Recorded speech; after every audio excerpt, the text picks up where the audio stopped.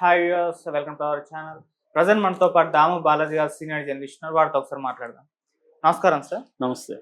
Sir, ఇరాన్‌లోకి చొరబడి America మొత్తం సైన్యాన్ని అక్కడికి దించేసి ఆక్యుపై చేసుకునే ఒక ప్రయత్నంలో చేస్తున్నట్టుగా తెలుస్తుంది. అయితే దీనికి కౌంటర్‌గా ఇరాన్ వాళ్ళు నరకానికి స్వాగతం అంటూ కొన్ని ఫ్లెక్సీలు ఏర్పాటు చేసి అయితే ఒక సందేశం అయితే పంపించేశారు.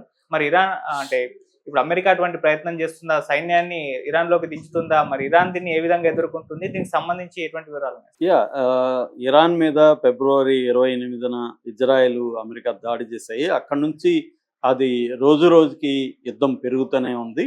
సో ఇరాన్ తగ్గకుండా, ఇరాన్కి నిజానికి అతిపెద్ద నష్టం జరిగింది. దాదాపు 90% వాళ్ళ డిఫెన్స్ సిస్టమ్స్ కొలాప్స్ అయిపోయినాయి.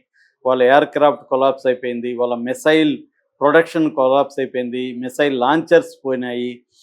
వాళ్ళ మిలిటరీ స్థావరాల మీద అటాక్ చేశారు. వాళ్ళ డిఫెన్స్ మినిస్టర్ని, ఇంటెలిజెన్స్ మినిస్టర్ని, వాళ్ళ సుప్రీం సెక్యూరిటీ కౌన్సిల్ సెక్రటరీ లరిజానీ లాంటి వాళ్ళని, ఇంకా సుప్రీం కమాండర్ని, సుప్రీం లీడర్ ఖమేనీని, ఇలాగ అందరినీ చంపినా కూడా ఇరాన్ పోరాడుతూనే ఉంది. ఇజ్రాయెల్ మీద దాడులు పెంచుతూనే ఉంది. గల్ఫ్ దేశాల ఇన్ఫ్రాస్ట్రక్చర్ మీద, గల్ఫ్ దేశాల్లో ఉండే అమెరికన్ బేసెస్ మీద అటాక్ చేస్తూనే ఉంది. మరోవైపు ఇప్పటికి కూడా ఈ హార్ముజ్ జలసంధిని తన కంట్రోల్లో పెట్టుకుంది. అంటే ప్రపంచ వాణిజ్యాన్ని, ప్రపంచ ఎకనామిక్స్ని ఇరాన్ అనేది చాలా బలంగా ఇన్ఫ్లుయెన్స్ చేయగలుగుతుంది. సో ఈ నేపథ్యంలో ఇప్పుడు ట్రంప్ వ్యూహం ఏంటి, దానికి ఇరాన్ వ్యూహం ఏంటి అనే దగ్గర పరిస్థితి ఉంది. ట్రంప్ ఏమో ఇరాన్ బెగ్గింగ్ ఫర్ టాక్స్ అని మాట్లాడుతున్నాడు. కానీ ఇరాన్ పోబే అన్నట్టుగా అసలు మేము చర్చలే చేయలేదు, ఆయనతోనే చేసుకుంటున్నాడని కూడా మీమ్స్ కూడా బయటకు వచ్చాయి. ట్రంప్తోనే చర్చలు చేసుకుంటున్నాడు అన్నట్టుగా. సో దీంతో ఒక్కసారి ట్రంప్ ఎప్పుడైతే ప్రకటించాడో 10 రోజులు, 5 రోజుల నుంచి మళ్ళీ 10 రోజులు పెంచాడు. మార్కెట్లో స్పందన వచ్చింది. మార్కెట్ స్పందించింది.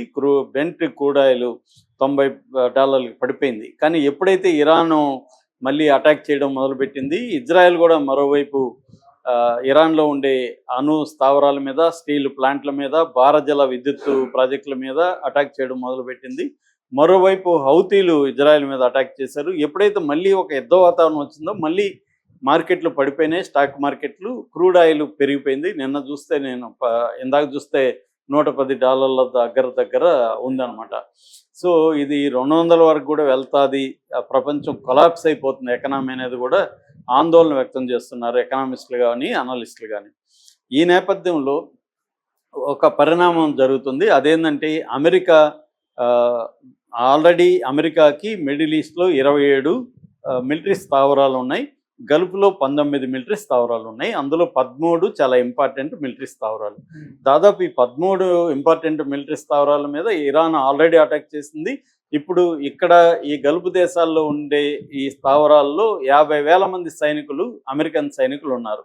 నేవీ కావచ్చు, ఎయిర్ ఫోర్స్ కావచ్చు, ఎలాగైనా.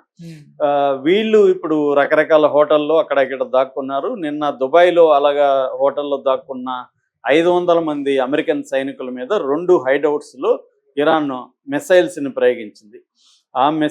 కదర్ అనే మిసైల్స్ని. ఆ మిసైల్స్లో 100 మంది చనిపోయిన ఇరాన్ చెప్తుంది. అమెరికా ఏమో అమెరికా సెంట్రల్ కమాండ్ ఏమో ఇరాన్ అబద్ధాలు చెప్తుందని చెప్తున్నారు.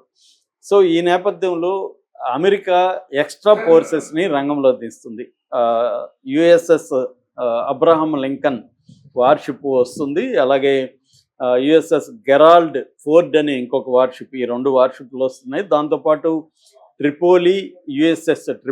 యుఎస్ఎస్ బాక్సర్ అని ఇంకొక యాంఫిబియస్ షిప్లు 2 వస్తున్నాయి. దీంతోపాటు మెరైన్స్ ఒక 8,000 నుంచి 10,000 మంది మెరైన్స్ వస్తున్నారు. దాంతోపాటు పారాట్రూపర్స్ అంటారు, అంటే హెలికాప్టర్ నుంచి దిగ్గలిగిన వాళ్ళు వస్తున్నారు. మొత్తంగా ఇంకొక 20,000 మంది సైన్యం ఈ 50,000తో పాటు ఇరాన్ని చుట్టుముట్టే అవకాశం ఉంది. ట్రంప్ ప్లాన్ ఏంటంటే కర్గ్ ఐలాండ్ని ఫస్ట్ స్వాధీనం చేసుకోవాలి. కర్గ్ ఐలాండ్ 90% ఇరాన్ ఆయిల్ ఎక్స్పోర్ట్ అక్కడ నుంచి జరుగుతుంది. అది గుండెకాయ. దాన్ని మనం కంట్రోల్లోకి తీసుకుంటే ఆ 90% ఇరాన్ ఆయిల్ మన కంట్రోల్లోకి వస్తుంది.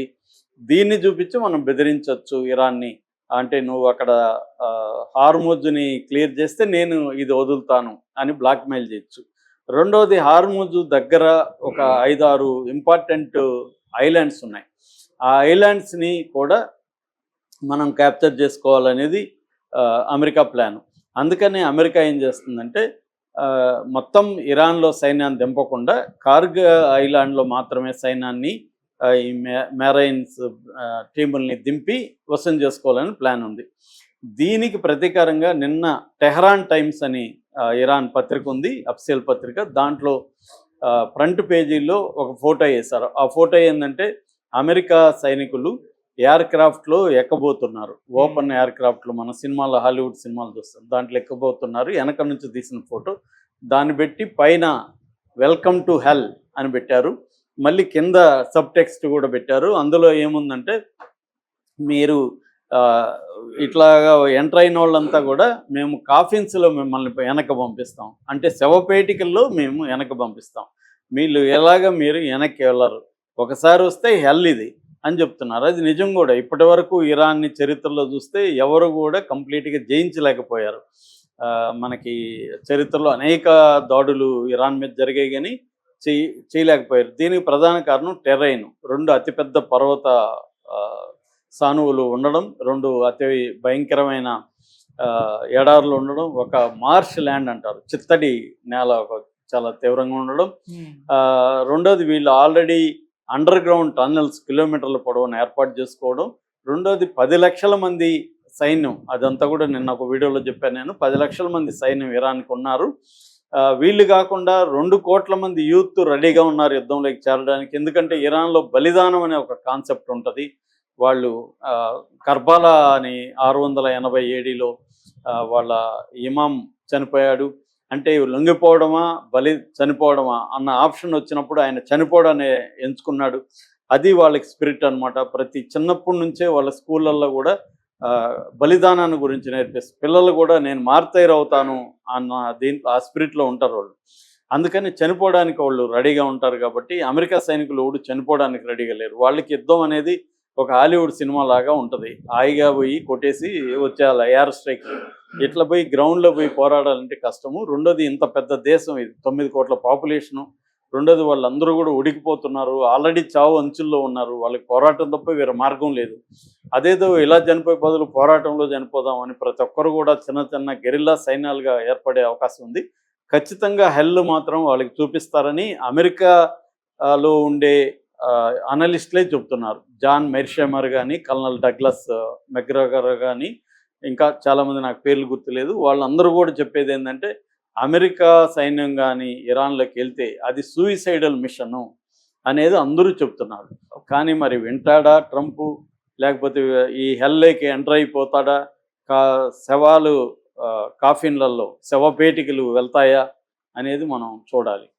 ఆయన కొంత ట్రంప్ కానీ ఆలోచించి విఘ్నతతో దీన్ని ఆపితే ప్రపంచానికి కూడా మంచిది. ఎందుకంటే ఇది ప్రపంచ యుద్ధంగా మారినా మారకపోయినా ఇరాన్ మీద రేపు ఇజ్రాయెల్ అణుబాంబు కానీ వేస్తే దాని ఎఫెక్ట్ రేడియేషన్ ఇండియా వరకు కూడా ఖచ్చితంగా వస్తుంది. ముఖ్యంగా గుజరాత్ అరేబియా సముద్రం తీర ప్రాంతం అంతా అఫెక్ట్ అవుతుంది. దాంతోపాటు లక్షద్వీపు, దాంతోపాటు మహారాష్ట్ర, మెల్లగా హైదరాబాద్ ఇక్కడికి కూడా వచ్చే అవకాశాలు ఉన్నాయి. ఎందుకంటే మనకి చెర్నోబిల్లు యాక్సిడెంట్లోనే అంత వచ్చింది. యాక్సిడెంట్ కంటే కూడా చాలా రెట్లు ఈ బాంబు వేయడం ద్వారా, అణుబాంబు వేయడం ద్వారా చాలా రెట్లు ఇది ఉంటుంది. ఒకసారి జరిగితే రేపు ఇజ్రాయెల్ మీద మళ్ళీ రష్యా, చైనాలు బాంబులు వేస్తాయి. సో అది ప్రపంచ యుద్ధంగా మారిపోతుంది. ఈ ప్రపంచ యుద్ధంగానే వస్తే సర్వనాశనం అనేది జరుగుతుంది. సో ఈ హెల్లులోకి రమ్మని వీళ్ళు ఛాలెంజ్ చేస్తున్నారు. ఆల్రెడీ కర్గ్ ఐలాండ్లో ట్రాప్స్ పెట్టి రెడీగా ఉంది ఇరాన్ సైన్యం. ఎందుకంటే వాళ్ళకి పట్టుంది, ఆ టెరైన్ అవన్నీ తెలుసు. వీళ్ళు పైనుంచి శాటిలైట్ నుంచి చూడాలి.